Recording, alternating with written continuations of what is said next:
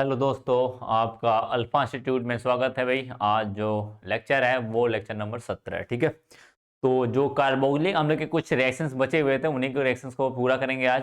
फिर उसके बाद हम उनके यौगिकों के बारे में, फार्मिक अम्लों और एसिटिक अम्ल के ऊपर चलेंगे। फिर ये हो जाएंगे, समाप्त हो जाएंगे चैप्टर। ठीक है, तो कुछ लेक्चर और बचेंगे, खत्म हो जाएगा फिर पूरा टोटल। तो भाई बात करते हैं, हमें बात करनी है आज, जो बातें करनी है वो स्पेशली है कि कार्बोनिल समूह। कार्बोनिल समूह होता है कि नहीं भाई? कार्बोक्सिलिक अम्ल है आपके पास, ये देखो OH होता है, ये हुआ डबल बॉन्ड O। इसकी वजह से तो रिएक्शन आपने पढ़ लिया हुआ था, सारे रिएक्शंस पढ़ लिए हुए थे। अब पढ़ने जो है इसके वजह से पढ़ने हैं, या फिर इनकी वजह से, या फिर पूरे के पूरे यौगिक की वजह से। ठीक है, बात समझ में? मैंने बताया था भाई इनकी वजह से रिएक्शंस हो सकते हैं, इनकी वजह से हो सकते हैं, इनकी वजह से हो सकते हैं, और क्या हो सकते हैं? इनकी वजह से भी हो सकते हैं और इनकी वजह से भी हो सकते हैं। बात समझ में आ रही है ना? कितने रिएक्शंस हो रहे हैं, इसका मतलब यहां से भी हो सकता है रिएक्शन। ठीक है, समझ गए भाई? बात हो, समझ गए हो? इस तरीके से रिएक्शंस हो सकते हैं। बहुत सारे फंक्शनल ग्रुप इसके अंदर कार्बोक्सिलिक अम्ल में, एक्चुअल में कहा जाए तो बहुत सारे फंक्शनल ग्रुप जुड़े रहते हैं। इस वजह से ढेर सारी रिएक्शंस दिखाता ही है। ठीक है, तो भाई जो आज है हमें ये पढ़ना है कार्बोनिल समूह की वजह से और इनके पीछे वजह से। ठीक है, बात समझ में भाई? तो सारी चीजें आपने पढ़ लिया था, लेकिन हमें पढ़ना है कार्बोनिल समूह। देखो, एक लिथियम क्या होता है, एक लिथियम एल्युमिनियम हाइड्राइड करके एक अपचायक आता है। अपचयन यदि कराएंगे किसके उपस्थिति में? लिथियम एल्युमिनियम हाइड्राइड की उपस्थिति में, तो ये सिर्फ इसको अपचयित करेगा। क्या करेगा? कार्बोनिल समूह, क्योंकि लिथियम वाला थोड़ा सा प्रबल अपचायक होता है और वो किसको करता है भाई? कीटोन को ही करता है, क्या अपचयित करता है। ये क्या है? कीटोन के फॉर्म में ही है, तो भाई कीटोन के फॉर्म में ही है, तो लिखेंगे आंशिक अपचयन। क्या लिखेंगे? आंशिक अपचयन। पहले हेडिंग लिखना, जो भी पॉइंट रहा होगा अपना पॉइंट लिख के क्या करना, आगे वाली पॉइंट लिखना आंशिक अपचयन। आंशिक आंशिक अपचयन। ठीक है, बात समझ में? आंशिक अपचयन कराने हैं आपको। ठीक है, तो क्या करते हैं हम? कार्बोक्सिलिक अम्ल लेते हैं, उसके अंदर लिथियम एल्युमिनियम हाइड्राइड डालते हैं। क्या लिथियम एल्युमिनियम हाइड्राइड से आंशिक अपचयन होता है, यानी कि लिखेंगे क्या? कार्बोक्सिलिक कार्बोक्सिलिक अम्ल का लिथियम एल्युमिनियम हाइड्राइड की उपस्थिति में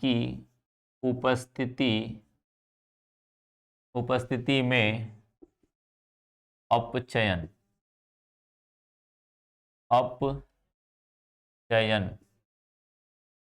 कराने पर क्या होता है भाई? यह किसमें बदल जाता है भाई? एल्कोहल, प्राथमिक एल्कोहल में परिवर्तित हो जाता है। क्या हो जाता है भाई? परिवर्तित हो जाता है, हो जाता है।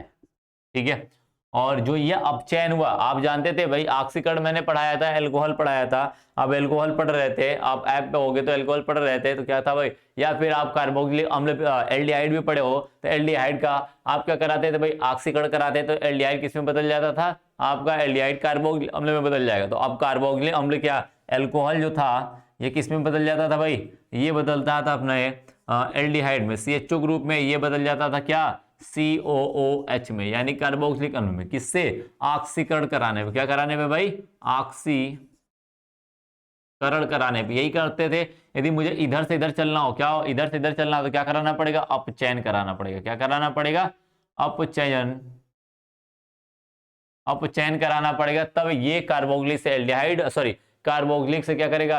CHO में, और CHO से क्या बदल जाएगा? OH। लेकिन क्या करेंगे? लिथियम एल्युमिनियम हाइड्राइड लगाएंगे, क्या कराएंगे? लिथियम एल्युमिनियम हाइड्राइड लगाएंगे, तो ये क्या करेगा? इनमें ना बदल के क्या करेगा? इनको इनमें बदल जाएगा। बात समझ में आई? लिथियम एल्युमिनियम हाइड्राइड जो होता है वो अपचायक की तरह व्यवहार करता है, यानी कि ये किसी को अपचयन कराने के लिए काम करता है, अपचयन कराने के लिए इसका इस्तेमाल कर सकते हैं। ठीक है, तो लिखेंगे जो ये अपचयन होता है वो आंशिक रूप से होता है। क्या होता है? आंशिक रूप से।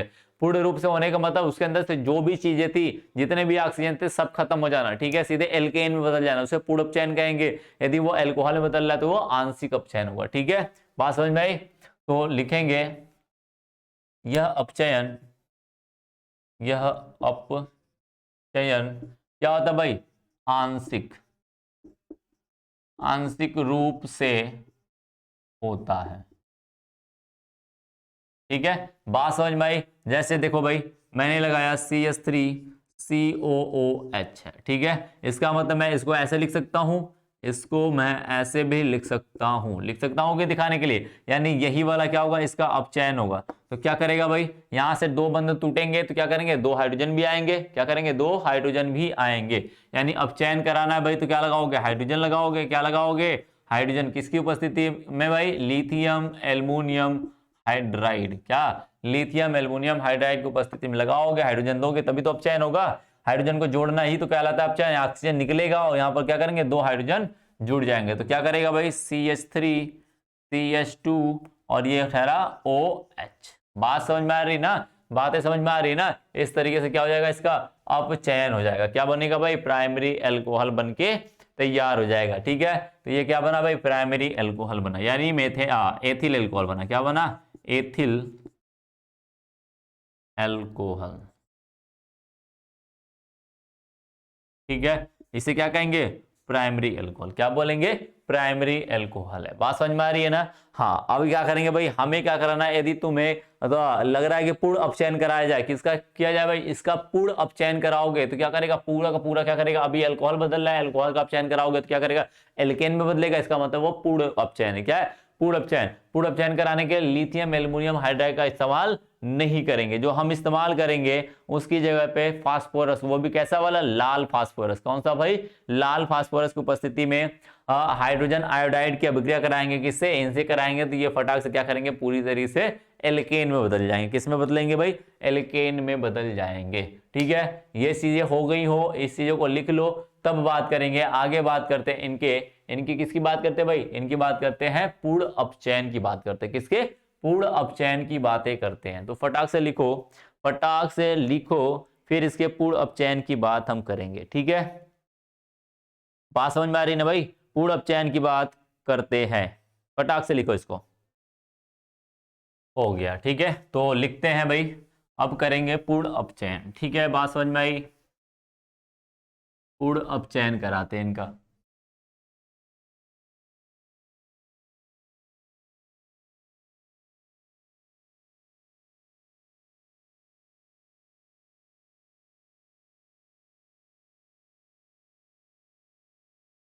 लो, आवाज आ रही भाई, हाँ आवाज आ रही है। ठीक है, तो लिखना भाई, पूर्ण अपचयन, पूर्ण अपचयन। ठीक है, तो क्या करते हैं, कार्बोक्सिलिक अम्ल लेते हैं, क्या लेते हैं भाई, कार्बोक्सिलिक, कार्बोक्सिलिक अम्ल को, अम्ल को HI के साथ, के साथ मिलाकर, मिलाकर लाल फास्फोरस, लाल फास्फोरस की उपस्थिति में, की उपस्थिति में क्या करते हैं भाई, में इनका पूर्ण अपचयन, पूर्ण अपचयन कराने पर क्या होता है भाई, एल्केन, एल्केन का निर्माण होता है। क्या होता है भाई, एल्केन का निर्माण होता है। कैसे निर्माण होगा, जरा देखना तो, जरा देखना तो एल्केन का निर्माण कैसे होता है। ठीक है, बात समझ में आ रही है ना। तो क्या करते हैं भाई, जैसे मैंने लिख दिया भाई CH2 CH3COOH। ठीक है, क्या लगाएंगे यहां पर, HI लगाएंगे, और क्या लगाएंगे भाई, आपको लगाएंगे लाल फास्फोरस P, और कर देंगे इसको गर्म। ठीक है, अब इसके उपस्थिति में इसको कराएंगे तो क्या बनेगा भाई, एल्केन बनेगा। कितने कार्बन, 1 2 3, कुछ सोचना नहीं, एल्केन बना, 3 कार्बन, 3 कार्बन का एल्केन क्या होता है, CH3 CH2 CH3 हो जाएगा। बात समझ में आई, CH3 हो गया। अब क्या बनेगा, इधर ये टूटेगा, इसका हाइड्राइड इसके जाएगा और I2 निकल जाएगा, क्या हुआ, I2 निकलेगा, और क्या बनेगा भाई, अपना अपना बनेगा H2O, H2O O बन जाएगा। बात समझ में आ रही है ना, बातें समझ में आ रही है। H2O बन के बाहर निकल जाएगा। इसका मतलब क्या होगा भाई, ये बना क्या, एल्केन। क्या बना, एल्केन बना। इस तरीके से ये अभिक्रिया हो जाएगी, क्या हो जाएगी भाई, एल्केन। ठीक है, ये ठहरा अपना एल्केन। तो इस तरीके से इसका पूर्ण अपचयन कराओगे तो इसके कार्बोनिल समूह पे सीधे अटैक करते हैं। क्या करते हैं, ये पूरी तरीके से करता है ये कार्बोनिल समूह, और उसके साथ साथ क्या करता है भाई, ये OH समूह के साथ भी रिएक्शन करके आता है। इस वजह से इसका इस तरीके से रिएक्शंस होती है। बात समझ में आ रही है ना, बातें समझ में आ रही है। अब नेक्स्ट रिएक्शन देखना है हमें, विकार्बोक्जिलीकरण। वी का मतलब होता है हटाना। क्या होता है, हटाना, कार्बोक्जिलिक अम्ल को हटाना। विकार्बोक्जिलिक अम्ल का विकार्बोक्जिलीकरण कराओगे तो इसके अंदर से पूरा का पूरा जो ये कार्बोक्जिलिक अम्ल का समूह दिख रहा है ना, पूरा का पूरा हट जाएगा। क्या करेगा, ये पूरा का पूरा समूह ही गायब हो जाएगा। जब पूरा समूह गायब हो जाएगा उससे कहते हैं विकार्बोक्जिलीकरण कहेंगे। ठीक है, तो ये पूरे समूह के कारण रिएक्शन होगी। ठीक है, तो नेक्स्ट जो लिखना वो है, हेडिंग डाला भाई विकार्बोक्जिलीकरण। ठीक है, बात समझ में आई। तो सोडा लाइम के साथ इनको मिलाते हैं। ठीक है, सोडा लाइम के साथ मिलाते हैं। सोडा लाइम क्या होता है भाई, सोडा लाइम क्या होता है, आपका NaOH और CO का कार्बन सॉरी NaOH, इसका मतलब सोडियम हाइड्रोक्साइड और कैल्शियम ऑक्साइड के साथ अब जो मिश्रण होता है दोनों का, उसे सोडा लाइम कहते हैं। ठीक है, उनके साथ मिलाएंगे तो ऐसा काम करेगा। ठीक है, इसको रब करते हैं। फिर नेक्स्ट लिखना विकार्बोक्जिलीकरण।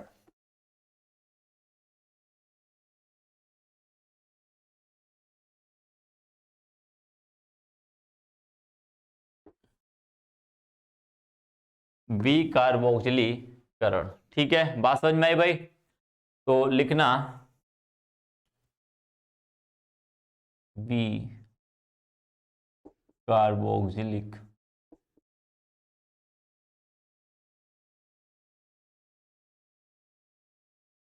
करण। विकार्बोक्जिलीकरण, करण का मतलब मैंने बताया था होना या का जोड़ना। ठीक है, होना, उस चीज का होना या होके जोड़ना। ठीक है, बात समझ में, यही बात होती है भाई। बताया था कार्बोक्जिलिक कला, इससे पहले बी लगाया। बी का मतलब होता है हटाना। क्या होता है, जुड़े हुए चीज को हटाना। ठीक है, कार्बोक्जिलिक अम्ल है तो कार्बोक्जिलिक अम्ल को हटाना। ठीक है, बात समझ में आई। तो लिखेंगे कार्बोक्जिलिक अम्ल को कार्बोक्जिलिक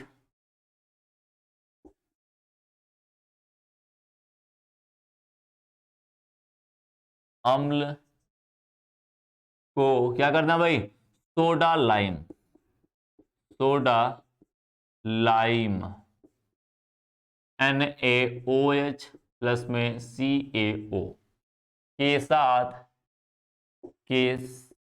मिलाकर गर्म करने पर एल्केन व कार्बन डाइऑक्साइड का निर्माण होता है। ठीक है, अतः इस अभिक्रिया को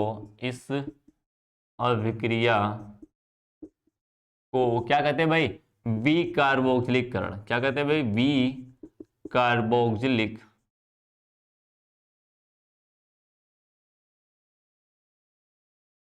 करण अभिक्रिया कहते हैं। क्या कहते हैं, विकार्बोक्जिलिक करण अभिक्रिया कहते हैं। समझ गए, बात समझ में आई। जैसे मैंने लिख दिया भाई CH3CH2COOH। अब इसका क्या कराओगे भाई, विकार्बोक्जिलीकरण, यानी कि इसके उपस्थिति में NaOH और क्या करेंगे, NaOH और CaO मिला देंगे, इसे करेंगे गरम। क्या करेगा भाई, क्या बनाएगा, अब कार्बोक्जिलिक क्या बना, एल्केन बना। तो इस बात को ध्यान रखना, CO2 भी निकलेगा। क्या निकलेगा, CO2।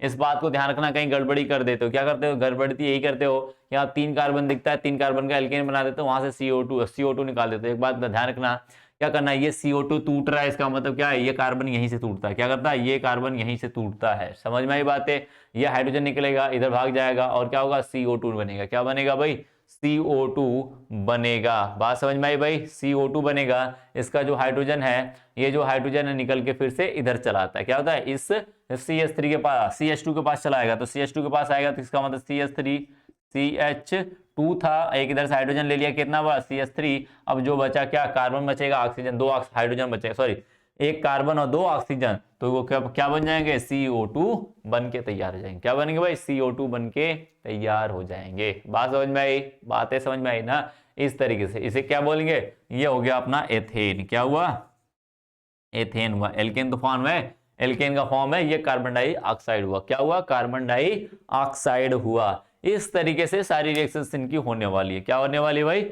इस तरीके से इनकी रिएक्शंस होने वाली हैं। ठीक है, तो बातों को समझ चुके हो भाई, इस तरीके से इनकी रिएक्शंस हो रही है, इसका मतलब क्या है भाई, ये काम ऐसे ही करेंगे। ठीक है, तो जो नेक्स्ट रिएक्शंस पढ़नी है, जो हमें नेक्स्ट रिएक्शन पढ़नी है वो कोल्बे विद्युत अपघटन पढ़नी है। क्या पढ़नी है भाई, कोल्बे विद्युत अपघटन।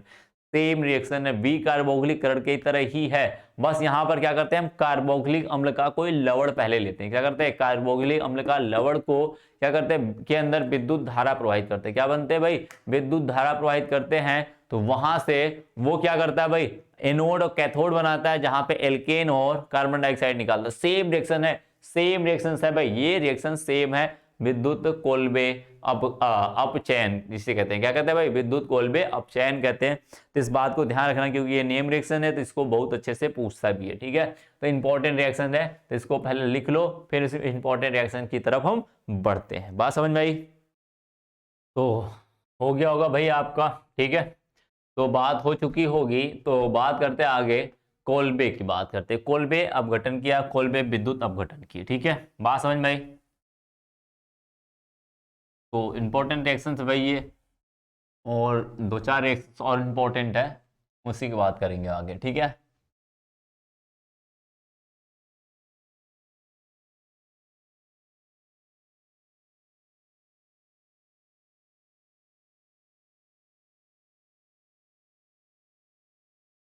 ठीक है, बात समझ में आई भाई। तो कराते हैं इनकी क्या, कोल्बे रिएक्शंस कराते हैं। क्या कराते हैं भाई, कोल्बे अभिक्रिया कराते हैं। ठीक है, तो लिखना, कोल्बे कोल्बे विद्युत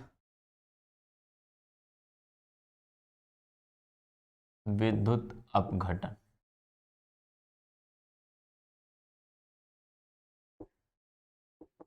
ठीक है, बात समझ में आई, क्या कराना भाई, कोल्बे विद्युत अपघटन कराना। इंपॉर्टेंट है, बिल्कुल इंपॉर्टेंट। ठीक है, तो लिख लेना भाई इसका। तो क्या लिखोगे भाई, देख कोल्बे विद्युत अपघटन है, तो इसका मतलब कराना है इसको, तो क्या करना है, इसमें क्या करते हैं, कार्बोक्सिलिक अम्ल का कोई लवण लेते हैं, सोडियम का या पोटेशियम का लेंगे। किसका लेंगे भाई, कार्बोक्सिलिक लिखेंगे, कार्बोक्सिलिक अम्ल का सोडियम या पोटेशियम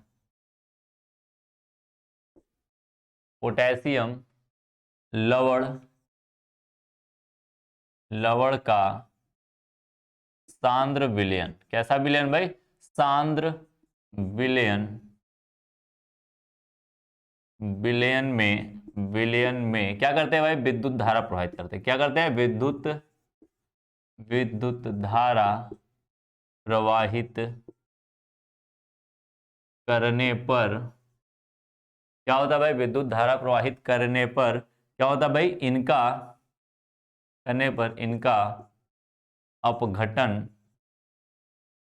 अपघटन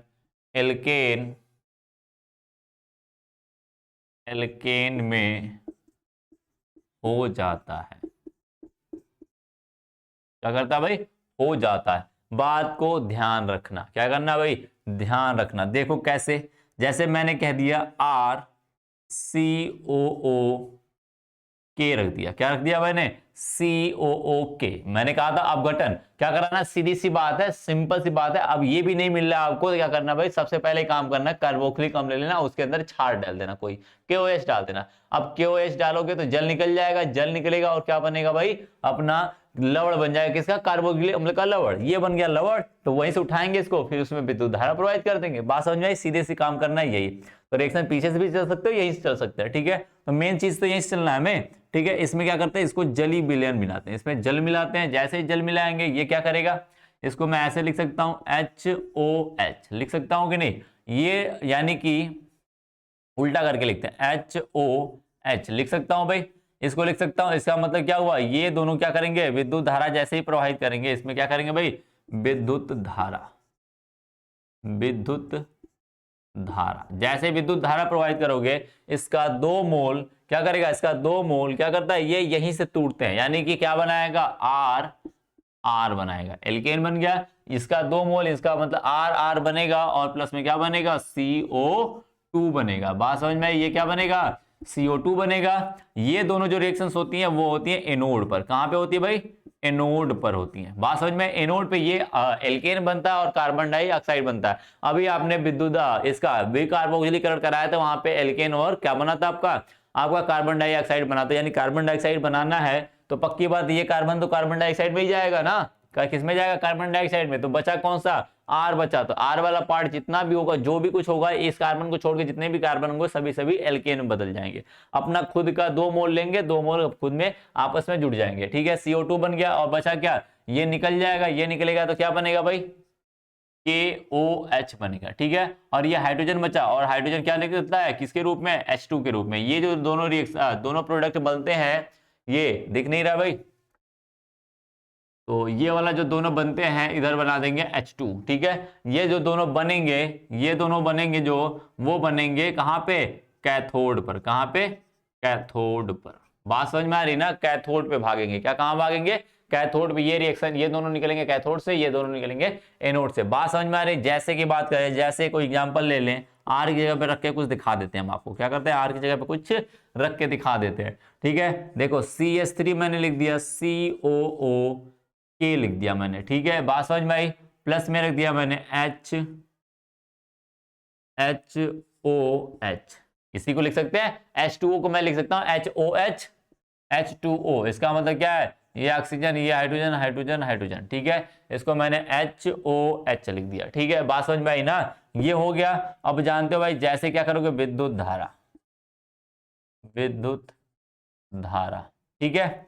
अब क्या करेगा, ये दोनों क्या करेंगे, बाहर निकल जाएंगे। अब क्या बचा, ये भी बाहर होगा। इसका मतलब CH3, ये कितने मोल, 2 मोल आएंगे। कितने मोल, 2 मोल, यानी CH3, CH3। उसके बाद क्या बचेगा भाई, कार्बन डाइऑक्साइड। उसके बाद क्या बचेगा, KOH प्लस में हाइड्रोजन गैस। ये दोनों जो रिएक्शंस होगी, ये है अपना एल्केन, यानी कि एथेन है। क्या है, एथेन। ये कार्बन डाइऑक्साइड है। ये जो दोनों होगा, ये कहाँ होगा, एनोड पर, ठीक है। और ये दोनों जो जहां होंगे उसे कहेंगे कैथोड। वो वाला सिरा कैथोड, क्योंकि विद्युत धारा प्रवाहित करोगे तो किसी न किसी भाई एनोड और कैथोड लगाओगे कि नहीं। 2 इलेक्ट्रोड उसके अंदर डीप ऐसे करोगे, 2 इलेक्ट्रोड डीप करोगे तो एक कैथोड बनेगा, एक एनोड बनेगा, तभी तो विद्युत धारा प्रवाहित कर सकते हैं, कर सकते हैं कि नहीं। तो वहां से एक एनोड से ये, एनोड पे ये रिएक्शन होगी और कैथोड पे ये वाली रिएक्शन होगी। बात समझ में आई। ये कैथोड पे बनेगा और ये कहां बनेगा, एनोड पे बनेगा। बात समझ रहे हो ना। इस तरीके से इनकी रिएक्शंस हो जाती है, समझ गए भाई। इस तरीके से रिएक्शंस हो जाती है। तो फटाक से क्या करो भाई, लिख लो इस चीज को, आप लिखो फटाक से। उसके बाद हम बात कर रहे हैं किसकी, एक रिएक्शन और है, 1-2 रिएक्शंस है। जैसे कि भाई आपका एरोमेटिक यौगिक होते हैं, जो एरोमेटिक यौगिक जो होते हैं उनकी आपको कराना है क्या, रिएक्शन। जैसे नाइट्रीकरण हो गया, सल्फोनेशन हो गया, हैलोजनीकरण हो गया, ठीक है। इनको कराना है, यानी कि आपका हैलोजनीकरण, नाइट्रीकरण और सल्फोनेशन कराना है, यानी मतलब कि सल्फोनीकरण करानी है, ठीक है। बात समझ में आई। अब जो पढ़ने हमें वो एल्कीन समूह, सॉरी एरोमेटिक जो कार्बोक्सिलिक अम्ल आपने पढ़ा हुआ था, बनाने की विधियां भी पढ़ा हुआ था, ठीक है। तो उन्हीं एरोमेटिक के बारे में उनके देखना है। तो उनमें क्या करते हैं, मेनली जो रिएक्शन पढ़नी है वो पढ़नी है, नाइट्रीकरण पढ़नी है, उसकी सल्फोनेशन पढ़नी है, यानी कि सल्फोनीकरण पढ़ना है, और हैलोजनीकरण, 3 रिएक्शंस उसकी पढ़नी है। फिर ये चैप्टर पूरी तरीके से खत्म होगा। सिर्फ बचेगा क्या आपका, क्या बचेगा भाई, फार्मिक अम्ल बचेगा, और बचेगा आपका कार्बोक्सिलिक अम्ल पढ़े तो फार्मिक अम्ल और एसिटिक अम्ल, 2 अम्ल बचेंगे जिनके बनाने की विधि और उनको क्या करना भाई, उनके सारी चीजें पढ़नी है। तो वो सारी चीजें हम करेंगे कंप्लीट नेक्स्ट वाले रिएक्शन में। लेकिन सबसे पहले उसकी रिएक्शंस पढ़ लेते हैं कि इनका जो रिएक्शंस है, बात समझ में आई? जाना नहीं भाई, अभी चल रही क्लास चल रही, अभी लेट तक चलेगी, ठीक है, बात समझ आई? अभी तक चलेगा क्लास, ठीक है। तो कुछ रिएक्शंस है वो फार्मिक और उसको अलग वाले लेक्चर में पढ़ेंगे, उनकी बात कर रहे हैं, ठीक है। तो इनको करते हैं रफ। आई होप आपका हो गया होगा, ठीक है, ठीक है, हो गया होगा भाई। चलिए तो लिखते हैं, आगे लिखते हैं। जो नेक्स्ट लिखेंगे वो पढ़ेंगे हम, किसका पढ़ेंगे भाई, इनका पढ़ेंगे किसका, हम एरोमेटिक यौगिकों का, एरोमेटिक कार्बोक्सिलिक अम्ल का क्या पढ़ेंगे, रिएक्शंस पढ़ेंगे, उनकी रासायनिक क्रिया पढ़ेंगे, ठीक है। तो हेडिंग डालना एरोमेटिक कार्बोक्सिलिक अम्लों का की अभिक्रिया।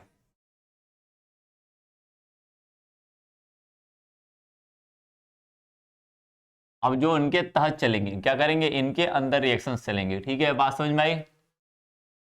तो लिखना एरोमेटिक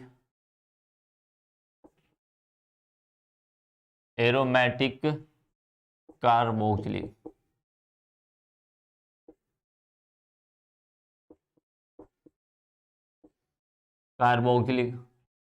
अम्ल की अभिक्रिया,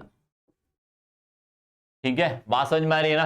कार्बोक्सिलिक अम्ल की अभिक्रिया पढ़नी, किसकी पढ़नी है भाई, कार्बोक्सिलिक अम्ल की अभिक्रिया पढ़नी है, समझ गए भाई। तो अब बातें जो करनी है उसमें सबसे पहले जो करना है, जो सबसे पहला रिएक्शन देखना है वो देखना है नाइट्रीकरण देखनी, क्या देखनी है भाई, नाइट्रीकरण देखनी है, बात समझ में आई? क्या करना है, नाइट्रीकरण देखना है, समझ गया भाई। तो बात करते हैं,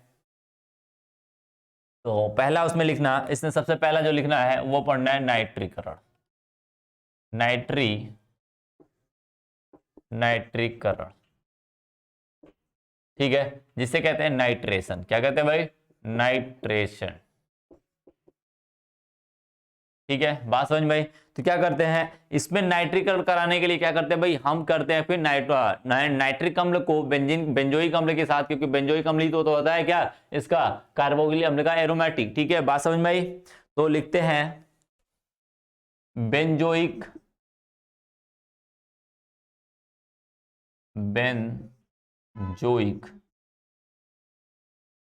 अम्ल की अभिक्रिया नाइट्रिक अम्ल, क्या भाई, नाइट्रिक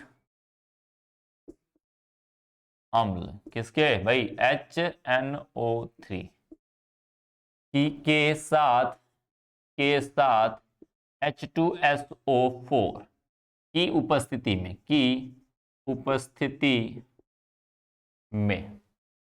उपस्थिति में कराने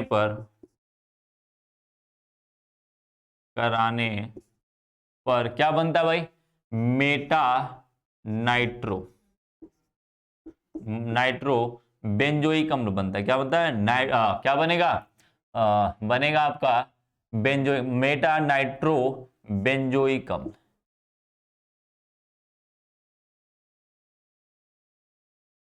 ठीक है, का निर्माण होता, अभी बता रहे, समझा रहे भाई, घबराना नहीं बिल्कुल, ठीक है, निर्माण होता है, बहुत आसान है, देखना। जैसे ये रहा अपना क्या, बेंजोइक अम्ल, क्या रहा, बेंजोइक अम्ल रहा,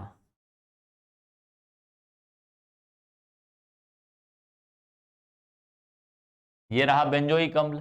अब क्या करना भाई, एलिल समूह करना है भाई, इसमें क्या करना है, HNO3 डालना है, HNO3 डालोगे तो आप जानते हो भाई क्या करेगा, ये बेंजोइक अम्ल बनेगा, क्या करता है ये बेंजोइक अम्ल, सॉरी, ये बेंजोइक अम्ल के साथ अब क्या करेगा, ये जो नाइट्रोजन है ये नहीं करता, पहली बात ये नाइट्रिक अम्ल रिएक्शन नहीं करता, लेकिन इसको क्या करते हैं, किसकी उपस्थिति में लेके आते हैं, H2SO4 की उपस्थिति में लेके आते हैं और गर्म करते हैं, क्या करते हैं, गर्म करते हैं तो क्या करेगा, यहाँ मेटा पोजीशन, एक बात ध्यान रखना, जिसमें जो नाइट्रो ग्रुप है NO2 है जो जुड़ेगा वो मेटा पोजीशन पे जुड़ेगा। कहां पे जुड़ेगा, मेटा पोजीशन का जो प्रोडक्ट होगा वो सबसे ज्यादा बनेगा, ठीक है, मेजर प्रोडक्ट होगा, इसलिए उसको हम पहले बनाते हैं, ठीक है, बात समझ में। अब मेटा क्या होता है भाई, मैंने कहा था किसी भी बेंजीक अम्ल में क्या, बेंजीन में क्या करना है, जो ग्रुप जुड़ा होगा ग्रुप वाले के बगल निकटवर्ती कार्बन जो होगा, जिस कार्बन जुड़ा होगा उसके बगल वाला जो कार्बन होगा वो क्या होगा, आर्थो होगा। ये बगल वाला कार्बन क्या आर्थो है, आर्थो के बगल वाला कार्बन क्या होगा, मेटा होगा, ये भी मेटा होगा क्योंकि आर्थो के बगल वाला कार्बन है। और मेटा के बगल वाला कार्बन क्या होता है, पैरा होता है। यानी कि किसी भी बेंजीन में के रिंग में 2 आर्थो 2 मेटा और 1 पैरा होते, कितने होते, 2 आर्थो 2 मेटा और 1 पैरा होते हैं, ठीक है। तो ये मेटा पोजीशन इधर जोड़ो या फिर इधर जोड़ो, बात एक ही है, क्या है, बात एक ही है, ठीक है। क्या कर दोगे भाई, COOH, काफी ज्यादा बड़ा बन गया ना।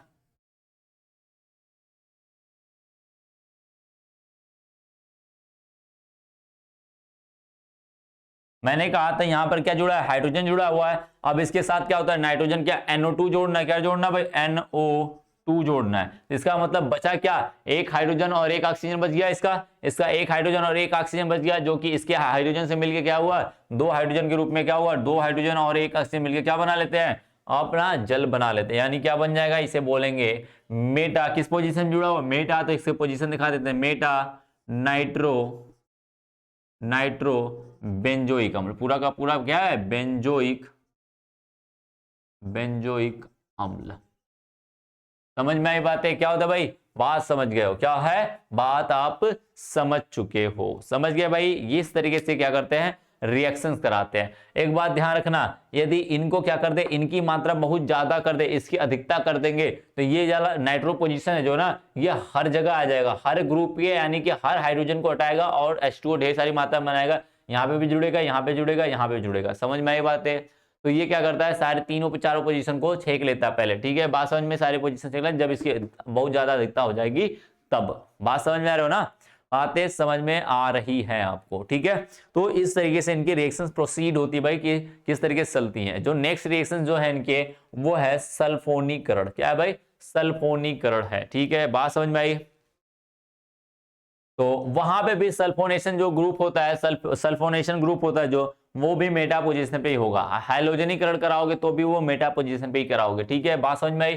तो नेक्स्ट जो दिखना है वो लिखना है भाई सल्फोनेशन। ये बात समझ में आ रही है ना, क्या करना है इसे, इनके उपस्थिति में इनके जो रिएक्शंस होगी, नाइट्रीकरण, एक बात ध्यान रखना, नाइट्रीकरण हमेशा सल्फ्यूरिक अम्ल की उपस्थिति में ही होगा। नाइट्रीकरण का मतलब नाइट्रो ग्रुप का एडिशन होता है। क्या होता है, नाइट्रो ग्रुप का एडिशन होता है, ठीक है। तो हाइड्रोजन हटाते हैं और NO2 जोड़ते हैं। इसका मतलब क्या, किसके उपस्थिति में, इनके उपस्थिति में ही ये ऐसा काम करेंगे, नहीं तो नहीं करेंगे। बात समझ में आ रही है ना, बात समझ में आ रही है आपको, ठीक है। तो बात करते हैं नेक्स्ट की, बात करते हैं वो सल्फोनेशन है। क्या है भाई, सल्फोनीकरण जिसे कहते हैं, ठीक है। चलो तो बात करते हैं सल्फोनीकरण की।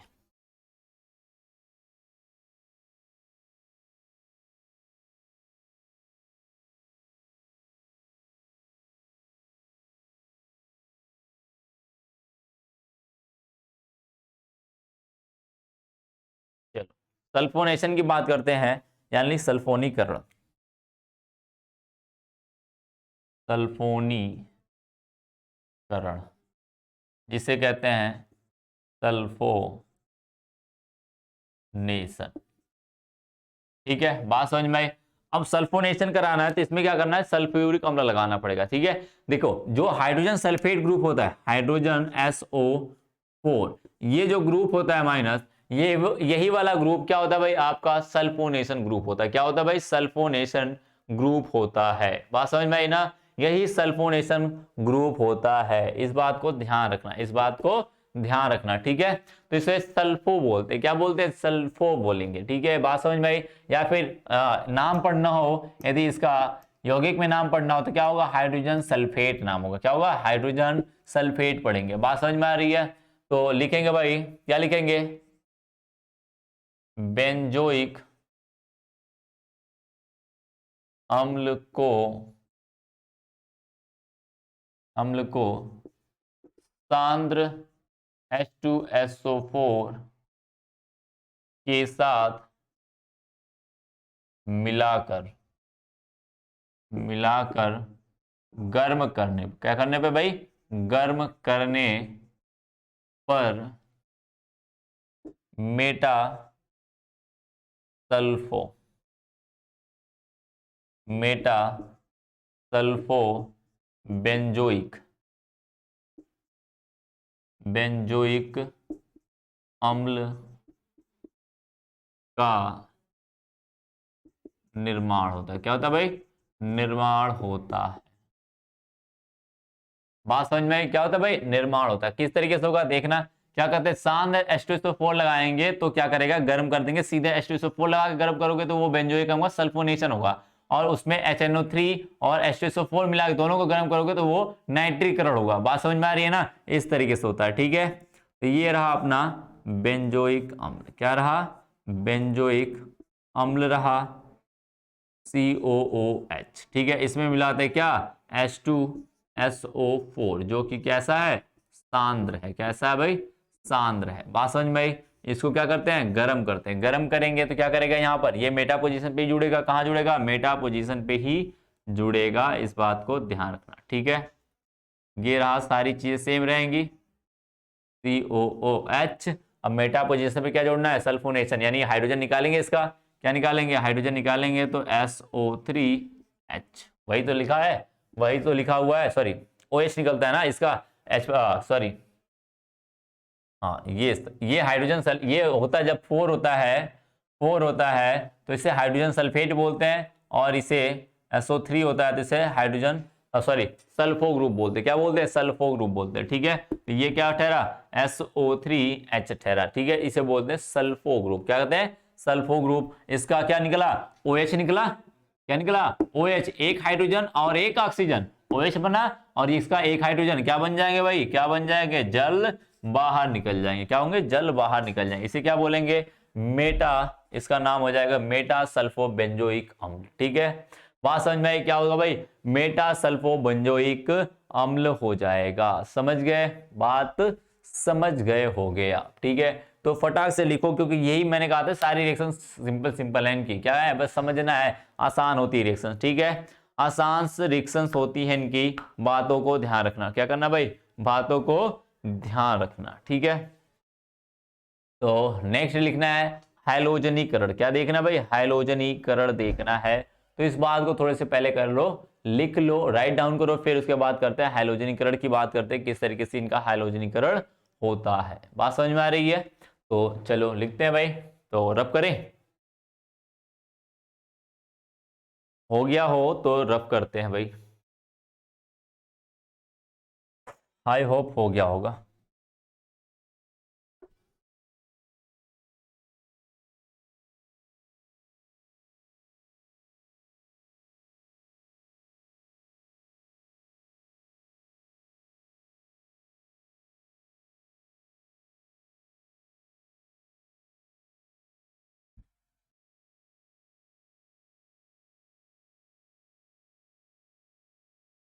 ठीक है भाई, तो लिखते हैं, लिखना हैलोजनीकरण, हैलोजनीकरण,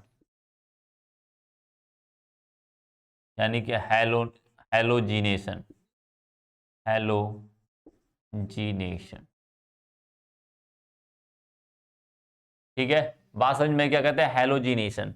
तो बात करते हैं भाई, तो ये हैलोजीनेशन क्या है भाई, क्लोरीन और ब्रोमीन के साथ होता है। क्या होता है, क्लोरीन और ब्रोमीन ही रिएक्टिव होते हैं इनके साथ रिएक्शन करने के लिए, ठीक है। बात समझ में, क्या होता है भाई, क्लोरीन और ब्रोमीन की अभिक्रिया कराते हैं इनके साथ, तो इसे क्लोरोनेशन या फिर ब्रोमोनेशन के नाम से भी जान सकते हो। तो इसलिए मुझे पता नहीं था भाई क्या कराना है, तो मैंने नॉर्मली लिख दिया, क्या, हैलोजनीकरण। यदि क्लोरोनेशन की बात कर रहा है तो यानी क्लोरीन का एडिशन की बात कर रहा है, यदि वो ब्रोमिनेशन की बात कर रहा है तो इसका मतलब क्या कर रहा है, वो ब्रोमोनेशन, यानी कि इसको किसकी बात कर रहा है, वो किसका, ब्रोमीन के एडिशन की बात कर रहा है, उसके अंदर ब्रोमीन को ऐड करना है उसके अंदर ले जाके, तो उसकी बात कर रहा है, ठीक है। बात समझ में आ रही है? तो उसकी बात कर लेंगे वहां पे, ठीक है। तो लिखेंगे बेंजोइक अम्ल, बेंजोइक बेंजोइक अम्ल की अभिक्रिया क्लोरीन या ब्रोमीन Cl2 या Br2 के साथ कराने पर क्या होता है भाई? कराने पर क्या बनता है भाई? मेटा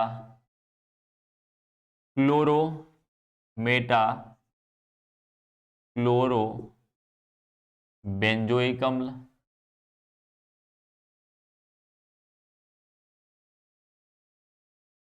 बेंजोइक अम्ल या यदि क्लोरीन लगाएंगे तो क्या लगेगा? मेटा क्लोरो बेंजोइक अम्ल बनेगा। यदि ब्रोमीन लगाएंगे तो क्या लिखेंगे? मेटा ब्रोमो बेंजोइक अम्ल का निर्माण होता है। क्या होता है भाई? निर्माण होता है। तथा ये अभिक्रिया जो होती है ना, ये अभिक्रिया ऐसे नॉर्मली नहीं हो पाएंगी कि आपने क्लोरीन लगाया, ब्रोमीन लग दिया, उसके अंदर काम कर जाएगा। नहीं भाई, ऐसा कुछ नहीं होता है। ये अभिक्रिया होती है, ये अभिक्रिया आयरन या फेरिक क्लोराइड की उपस्थिति में होता है, कि उपस्थिति में होता है। क्या होता है भाई? की उपस्थिति में होता है। बात समझ में आ रही है ना? बातें समझ में आ रही है कि नहीं? आयरन क्लोराइड कह सकते हो, या इसका नाम पढ़ोगे तो फेरिक क्लोराइड पढ़ोगे। क्या पढ़ोगे? फेरिक क्लोराइड पढ़ोगे। इस अभिक्रिया को क्या कहते हैं? हैलोजनीकरण कहते हैं। इस अभिक्रिया को, इस प्रकार की अभिक्रिया को, या इस अभिक्रिया को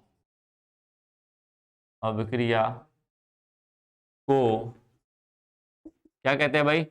हैलोजिनेशन या सॉरी हिंदी में लिखेंगे ना, हैलोजनीकरण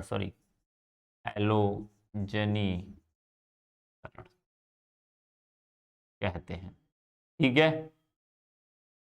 कहते हैं। बात समझ में आ रही है ना? बातें समझ में आ रही है? देखो, जैसे मैंने कह दिया भाई, ये रहा अपना बेंजोइक अम्ल। क्या रहा? बेंजोइक अम्ल रहा। ठीक है, अब यहां पे लगा देंगे, मान के चलो क्लोरीन। क्या लगाएंगे? क्लोरीन। क्या करेंगे? किसकी उपस्थिति में? Fe लगाएंगे, या FeCl3 लगा दें। इसमें से कुछ भी लगा दे। ठीक है, तो क्या करेगा? ये मेटा पोजीशन पे इसको जोड़ रखेगा। क्या करेगा? अपने ऊपर मेटा पोजीशन पे क्लोरीन को जोड़ रखेगा, COOH, और बना देगा HCl। इसका एक क्लोरीन और इसका एक हाइड्रोजन मिलकर क्या बना देंगे? HCl का निर्माण करेंगे। यदि यहीं पे क्या लगा दे भाई? ब्रोमीन लगा देंगे, हो जाएगा भाई, नीचे हो जाएगा। यदि मैं क्या लगा दूं भाई? यहीं पे लगा दूं ब्रोमीन। क्या लगा देता हूं? ब्रोमीन लगा देता हूं। ठीक है, COOH दिख रहा है?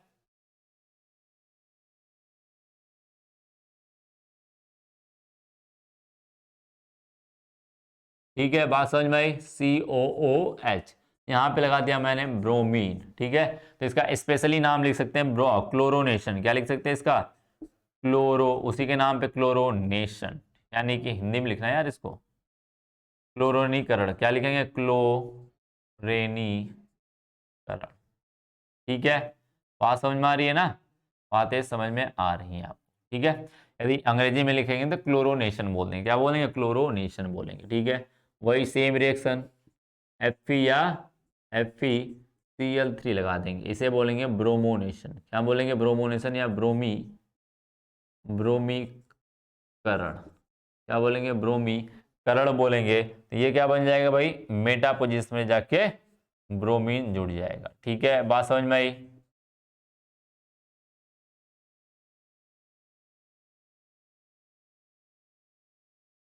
ठीक है, और क्या बन जाएगा? HCl बन जाएगा। देखो बन के तैयार हुआ कि नहीं? बन के तैयार हुआ कि नहीं? बात समझ में आ रही ना? इस तरीके से इनकी रिएक्शंस होती हैं। इस तरीके से क्या होती है? इनकी रिएक्शंस होती है। इसका मतलब क्या हुआ? ये बात हो जाती है यहीं पे खत्म। क्या करते हैं? इस बात को करते हैं खत्म, कि आपके जितने भी कार्बोक्सिलिक अम्ल के रिएक्शंस थे वो हो जाते खत्म। अब हमें पढ़ना जो हमें पढ़ना है वो पढ़ना है क्या, अपना पढ़ना है फार्मिक अम्ल और एसिटिक अम्ल, दो कंपाउंड पढ़ने इसके कार्बोक्सिलिक अम्ल के, फिर हो जाएगा पूरी तरीके से ये खत्म हो जाएगा। ठीक है, ये चैप्टर पूरी तरीके से समाप्त हो जाएगा, फिर नेक्स्ट चैप्टर के ऊपर चलेंगे। ठीक है, बात समझ में आई? तब तक के लिए यदि आप देख रहे हो भाई तो उसको क्या करते हैं, हाँ जो करना है अब तो जानते हो भाई, लाइक सब्सक्राइब करना है और क्या करना है भाई, कमेंट करना है और भेजना है दोस्तों को कि दूसरे लोग भी पढ़ें, इससे हमारे साथ जुड़े, भाई हमारे मेहनत को कुछ सपोर्ट करें। ठीक है, बात समझ में आई? तो और यहीं पे करते हैं इसको समाप्त, नेक्स्ट वाले लेक्चर में लेके आते हैं कुछ धमाका सा। तब तक के लिए धन्यवाद।